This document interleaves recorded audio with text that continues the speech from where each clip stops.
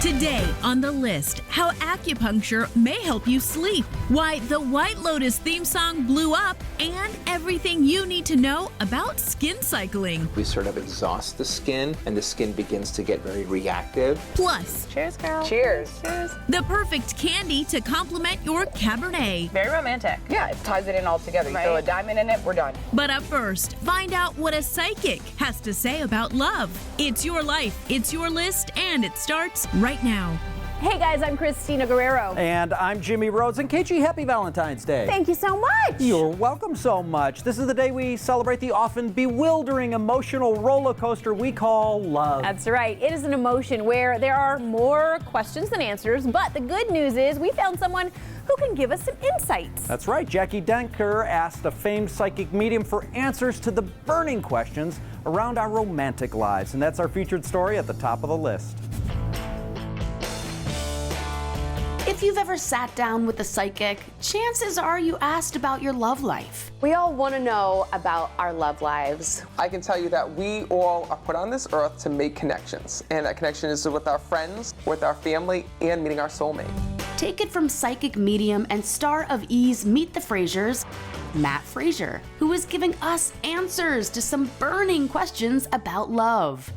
First up, what are soulmates? So we have life partners, right? Which means that you can be with multiple people here in this world, but only one is your soulmate. And this is a person who You meet here in this world, that you fall in love with, and your soulmate is that person that you reunite with in the afterlife. It's not just that you reunite with them, you choose to spend your life in the afterlife with them. But life happens, and sometimes life gets in the way. And if we have a relationship and it falls apart, And then you go on to marry someone else, or they marry someone else, that could have been your soulmate. Absolutely. And I've seen that happen time and time again. but he says don't worry because The person that we truly love is the person that we'll reunite with in heaven. so. How do you know if you found them? Oh, you know.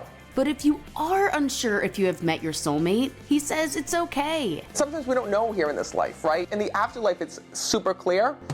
Next, is love at first sight real? Love at first sight absolutely is. Absolutely is the thing. So what is that experience? Could that be just walking down the street and you just do like an eye connection and then you don't like actually meet? It's that feeling where, oh my God, I know this person. We're meant to be together. He says it's a gut punch kind of feeling when you see somebody, which is when. Soul recognizes soul, and it's almost like the world just stops right for that moment. Finally, if you are struggling in your love life, how can we make ourselves open to receive love? So many people are afraid to put themselves out there. They're afraid to open their heart. They're afraid to love. They're afraid of being hurt. And what the spirits tell me is this: put yourself out there, because it's not until you open your heart up that you're able to give love and to receive love. For people that are scared to open up, what advice can you give them? Well, the spirit world tells me this. Their message to us is to believe in ourselves, to utilize our gifts, to, embrace our uniqueness, because Yeah. that's what makes us special. Yeah. And that's what makes us different, and that's why we're here in this world. And if you are still stressed about finding love, Just talk to your spirit guides and tell them that you're ready. Tell them that you're ready to meet that perfect person. Tell them that you're ready to open up your heart and let them lead you to that person. Awesome. turning to a psychic medium to answer questions about love is at the top of the list. Social media has been on fire for a new term called skin cycling and all the things it can do for your beauty regimen. But what exactly is it? We are looking at skin cycling and whether it can work for you. It might be time to switch up your skincare routine. I do think that, like every part of our body needs to sleep, our skin sometimes needs a little break from all the products that we're putting on it as well. We're introducing you to the world of skin cycling with Farhan Tehizadeh, facial plastic and reconstructive surgeon at Arizona Facial Plastics. For starters, what is it? Skin cycling is the idea of not using every product every day and giving your skin a break to sort of recover from the products that have been used in the past. It takes some time for the skin to rebuild itself, and sometimes when we use the same products every day, we sort of exhaust the skin and the skin begins to get very reactive. So how does it work? Let's start with day one. Usually what I recommend is that we do an exfoliant, so really cleaning the skin of the first day. What exfoliation does is it takes the debris, the dust, the dirt, the keratin debris, and a lot of the stuff that builds up on our skin, it sort of takes that away.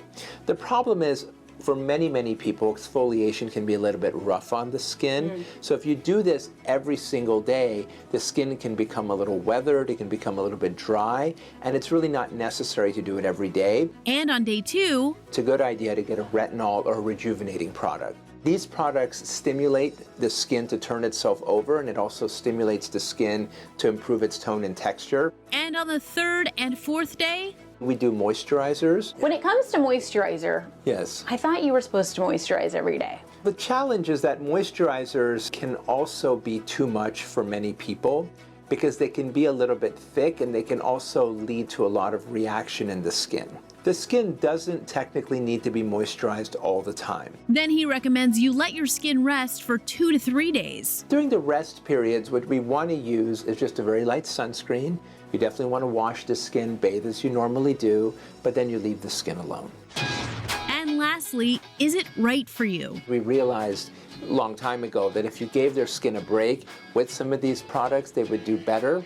But I think more and more, especially because the skincare products are so enriched, it makes better sense for people to take breaks and to use the products on sort of a scheduled interval basis, kind of like when you go to the gym and you do interval training, as opposed to trying to use it every day. Giving the skin that break period is essential for it to react well to the products that you've already put in there. He says that this can benefit all skin types.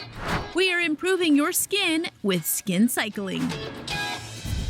Okay, time to do some Valentine's Day matchmaking. Wine and candy are both staples on Cupid's favorite holiday, so today Hattie D. Jamal's fixing up some sweet treats with vino. That'll bring out the best in both of them. Love is in the air. And while you toast a romance, why not sweeten the deal by pairing it with classic Valentine's Day candy? It's a match made in heaven, especially when you find candies that match the profile flavors of wine. Sommelier Alexandria Rizik is coupling popular wine varieties with some iconic Valentine's Day candies. And we'll start with the Sauvignon Blanc and Conversation Hearts. When you think of Sauvignon Blancs, it's citrusy, apple, those fruit flavors. Let's give this a try. Let's do it. Pairs really well with these Conversation Hearts that are also very fruit flavored, orange, strawberry, all those different flavors go really well together. Cutie. Miss you. Oh, cute. All right, cheers. Conversation Hearts are known for their chalky texture, which the wine neutralizes. Chalkiness is gone. Yeah. You forget that you were given these for Valentine's Day. Yeah. It's great. Bubbling into our next spot is Prosecco paired with Pez. We're talking Prosecco and Pez, which is perfect. Tell me a little bit about what Prosecco is. It's a sparkling wine. It pairs really well with the Pez, especially because this is a dry wine. The dryness tames the sugary Pez and levels up this classic kids candy for grown-up palates. All right, cheers. Cheers, girl.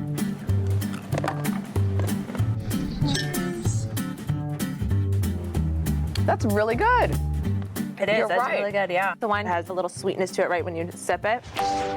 We'll wrap it up with the Valentine's Day classic, red wine and chocolates. Why does chocolate pair so well with red wine? Well, first of all, you can't go wrong, right? with Yeah, two chocolate. favorite things. Yeah. When you have a red blend like this that has those cocoa flavors, it pairs well with the darker chocolates. It's a drier wine. You kind of have like an arrangement, an assortment of different chocolates in here. I always used to go for the square ones because I knew they were caramels. I love the one with nuts in them. Got the caramel.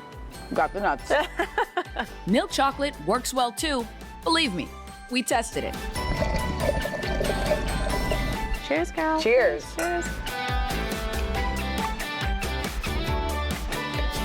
Kind of tastes like the chocolate kind of flavor in the wine. Yeah, in the dating game, the guy that got me this would definitely win. For sure. Very romantic. Yeah, it ties it in all together. You Right. throw a diamond in it, we're done. Thank Cheers. you. Exactly. A big diamond. Yeah, big diamond. It's a match you'll fall in love with. Valentine's Day wine and candy pairings. Still to come on the list, the health benefits of acupuncture It creates a really very strong anti-inflammatory effect. and DIY home renovations that are a must-see. Plus, Welcome to the White Lotus in Sicily. the anatomy of a good TV theme song. It sounds familiar without kind of being familiar at all. All that and more ahead on the list.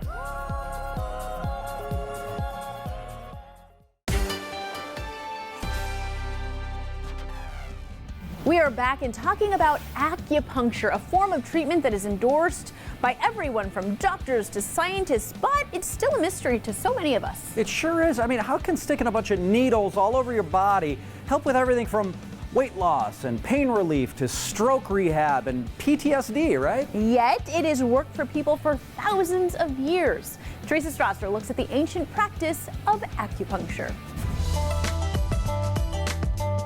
Acupuncture may look like you're being turned into a human porcupine, but it definitely has a point to it. It creates a really very strong anti-inflammatory effect. Consider like if you go and get cortisone shots. Cortisone in the body, when you get those injections, it also creates a very strong anti-inflammatory effect. Acupuncture does the same thing, but without injecting any substances in the body. Dr. Ed Lamadrid, doctor of acupuncture and Asian medicine, breaks down some of the benefits of this centuries-old practice.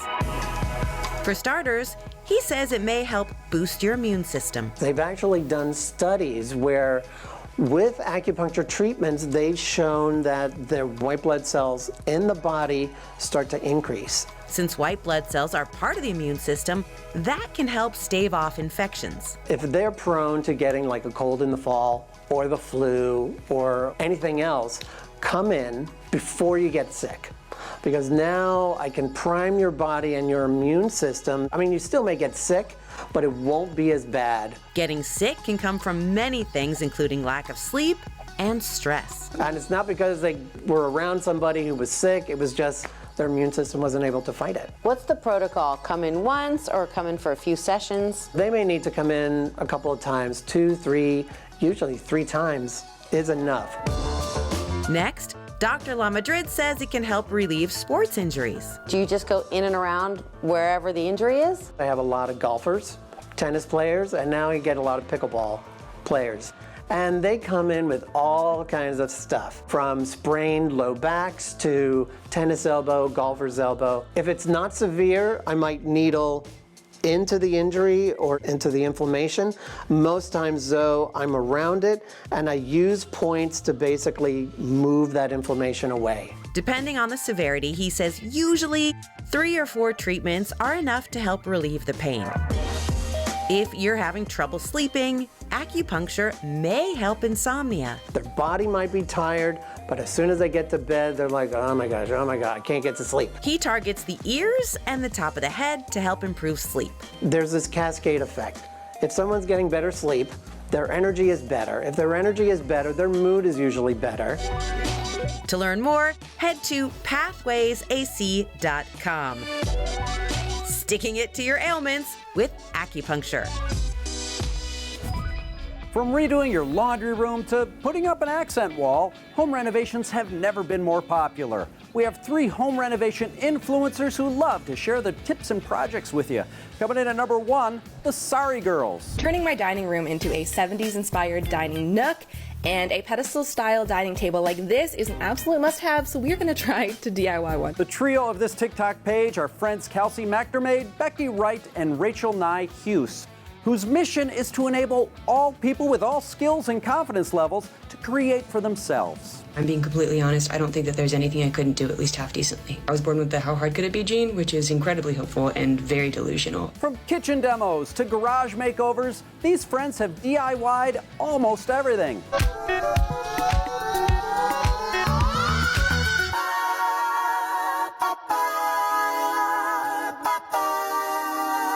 They even give some incredible inspiration. What's this?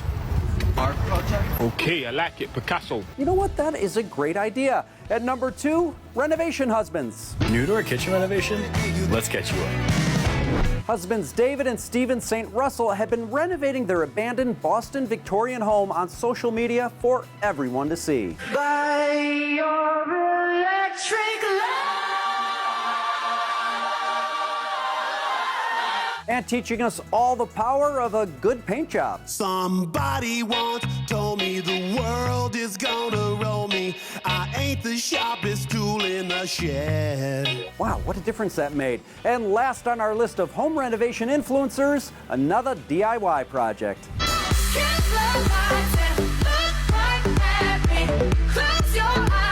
Jamila King is bringing her energy and passion to everything you need to know about DIY and home renovation. Y'all have been asking about the slat wall, so let's go ahead and do a tutorial. The first thing you want to do is stain. Do not put that wood on the wall without staining it. And shows us you could take any room and make it into your vision. Skip to the good part. You've arrived at your destination.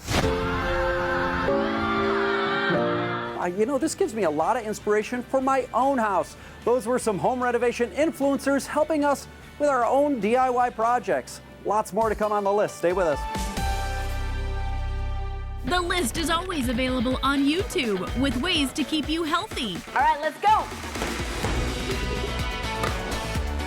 It's your life, it's your list, and it's there for you on YouTube at The List Show TV.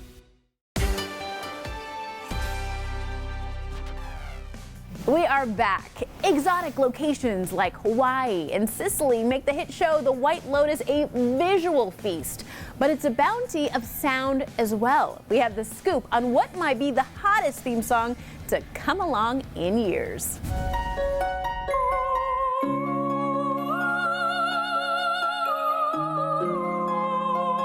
Season 2 of The White Lotus might have ended in January, but its theme song, Renaissance by Cristobal Tapia de Veer, is still going strong.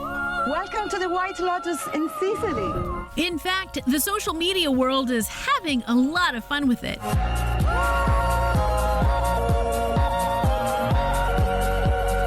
And it's blowing up in the club, being used in mixes from big-name DJs like Tiesto.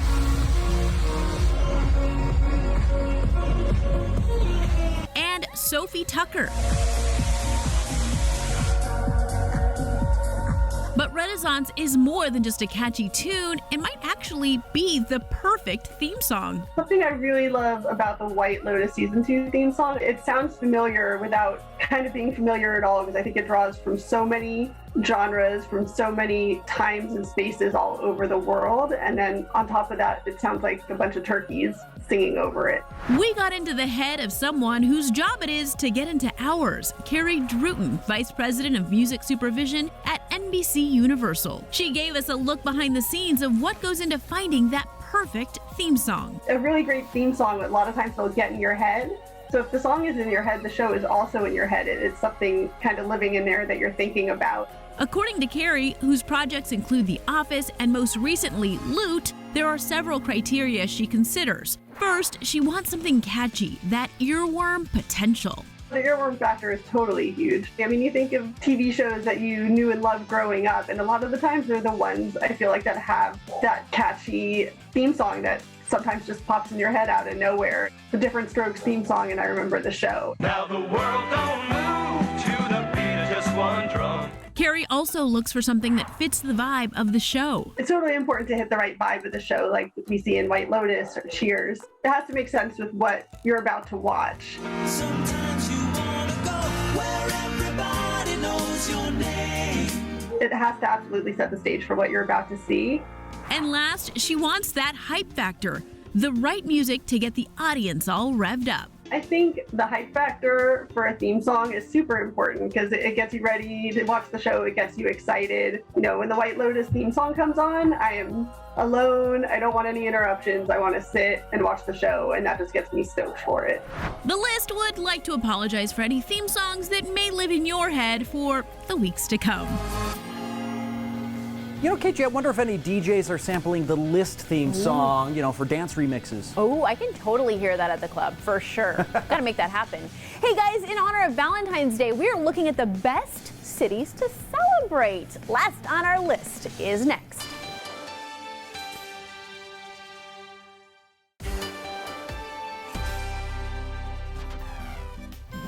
Welcome back, friends. It's time for what's last on our list. Now, I'm going to get in one last Valentine's Day story before we bid adieu to this holiday. From Wallet Hub 2023's best cities for Valentine's Day. Okay, adieu. We're speaking French these days? Oui, oui. Paris is the city of love and romance, but for our purposes, we are sticking right here in the super romantic good old US of A. Okay, well, Wallet Hub compares things like budget, activities, and of course the weather on Valentine's Day. Okay, so let's start with the top 3. San Francisco, my old stomping ground Seattle, and third, San Diego. All delightful cities. I'd love to celebrate Valentine's Day in any of them. Absolutely. Okay, now which cities are sitting way down at the bottom? 98, Cleveland, 99, Newark, New Jersey, and number 100 out of 100 cities, Detroit, Michigan. What? No. As a Michigander, I demand a recount. Detroit is the city of love. Okay, we established that's Paris, but I mean, technically, Detroit is really up there. It's a good city. It's a good city. Okay, I will let you redeem your beloved Detroit. Perfect date, go. Let me think about this. Head downtown to Lafayette Coney for a dog, take in some nature and an international skyline, but bundle up on the Detroit River Walk. And then, maybe catch a game because all 4 major sports teams in Detroit play in the city, which is as it should be. Well, sounds delightful. All you need is a date. Are there any takers out there? No. And that's what's last on our list. Thanks for watching. We'll see you next time. Tomorrow on the list, what your face can say about your health. Your face is kind of a mirror into your organs. Plus, how to expand your dating pool. Do not count out the person that may very well be your lifelong blessing. And